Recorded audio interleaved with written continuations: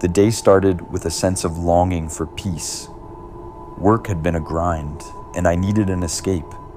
Fishing seemed like the perfect retreat, a chance to clear my mind and bask in nature. I'd heard whispers about a quiet creek deep in the woods, said to be untouched and brimming with fish. The drive itself was uneventful, but the further I ventured, the quieter the world became. It wasn't long before I pulled up to the trailhead, my car the only one in sight. The isolation was unnerving, but also somewhat comforting. The creek was a picture of serenity. The water flowed gently over mossy rocks, and the surrounding trees formed a natural canopy, shading the area in a cool, green light. I found a promising spot along the bank, set down my gear, and cast my line. As the minutes stretched into hours, I found myself lulled into a sense of calm. That's when I noticed something unusual upstream, a rusted tackle box, lying half submerged in the water. Its hinges were corroded, and its contents seemed to be lost to time. Curiosity got the better of me, and I wandered closer for a better look. The box seemed out of place, abandoned and forgotten. Perhaps it belonged to a fisherman who had long since moved on? Or maybe it had washed up there during a storm. The thought was fleeting, but as I turned back toward my spot, something felt off. My tackle box, which I had carefully placed by my side, had been moved. It wasn't where I had left it.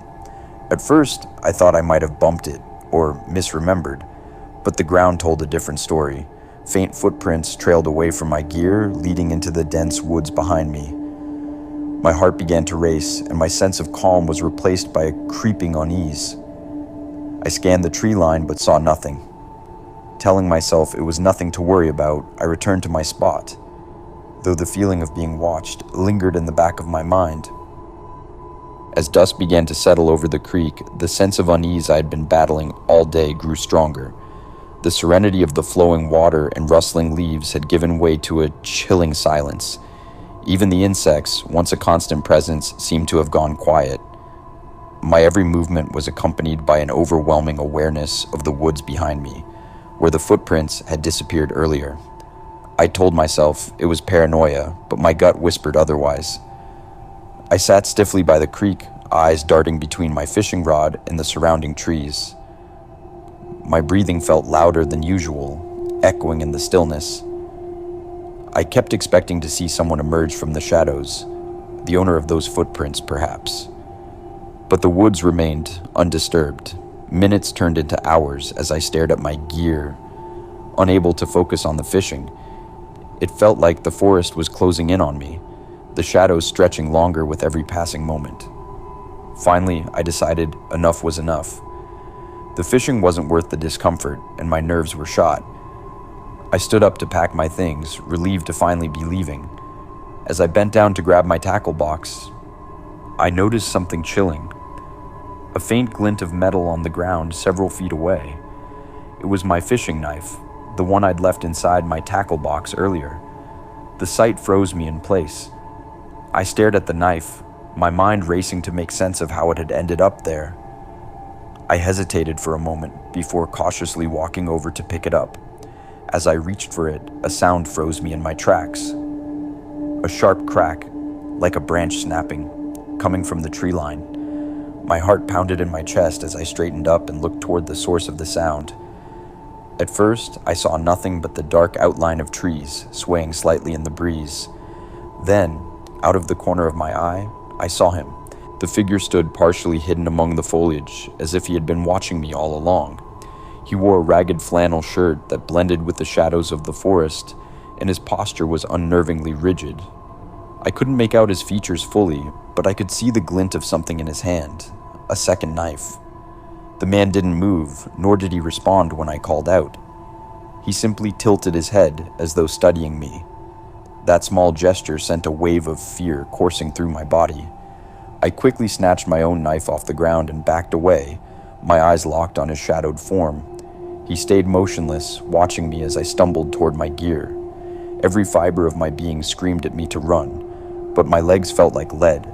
Somehow, I managed to grab my tackle box and start walking back toward the trailhead, never turning my back to the woods. The figure didn't follow, but his presence weighed heavy on me as I moved further away from the creek. The walk back to the trailhead felt agonizingly slow, every step weighed down by the oppressive silence of the woods. My mind raced with questions and fears. Why was that man watching me? How long had he been there? And, most unsettling of all, why did he have another knife? Was it his, or had it belonged to someone else before him? I couldn't shake the feeling that I'd stumbled into something I wasn't supposed to see. The trail ahead was barely visible in the waning light, the tall trees casting long shadows that seemed to stretch across my path. My hands clenched tightly around my tackle box and fishing knife, as though holding them gave me some semblance of security. Every few steps I glanced over my shoulder, half expecting to see the figure emerging from the woods, following me silently. But the forest remained still. My only companion was the sound of my ragged breathing and the occasional crunch of twigs beneath my boots.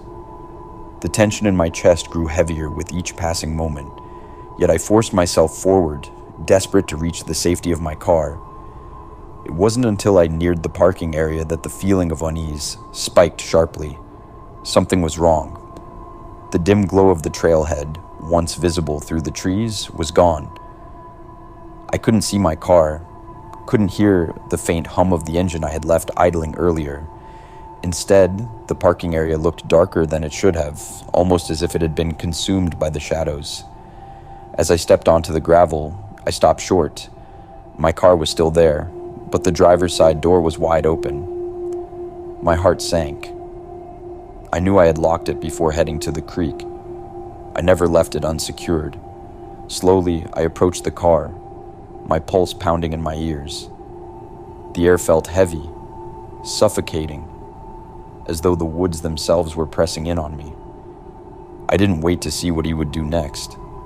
I jumped into the car, slammed the door shut, and sped down the narrow dirt road as fast as I could. My chest felt tight, my hands slick with sweat as I gripped the steering wheel. I didn't stop until I was miles away, the woods and the man fading into the distance behind me. To this day, I don't know who he was or what he wanted. His actions seemed deliberate, almost calculated, but his motives remain a mystery. All I know is that I'll never go back to that creek, not for fishing, not for anything. When I reached the open door, I saw it, the knife I had picked up earlier, lying on the driver's seat. Confusion and terror gripped me. How had it gotten here?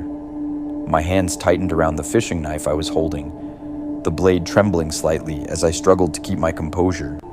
Before I could make sense of what I was seeing, I heard it, a sharp rustle behind me, followed by slow, deliberate footsteps. I turned, and there he was, standing at the edge of the lot. His posture was the same as before, rigid, unyielding, but this time he wasn't hidden. His face, partially illuminated by the faint moonlight, was expressionless. He wasn't holding a weapon. He was just watching. I didn't wait to see what he would do next. I jumped into the car, slammed the door shut, and sped down the narrow dirt road as fast as I could. My chest felt tight, my hands slick with sweat as I gripped the steering wheel. I didn't stop until I was miles away, the woods and the man fading into the distance behind me. To this day, I don't know who he was or what he wanted. His actions seemed deliberate, almost calculated, but his motives remain a mystery. All I know is that I'll never go back to that creek, not for fishing, not for anything.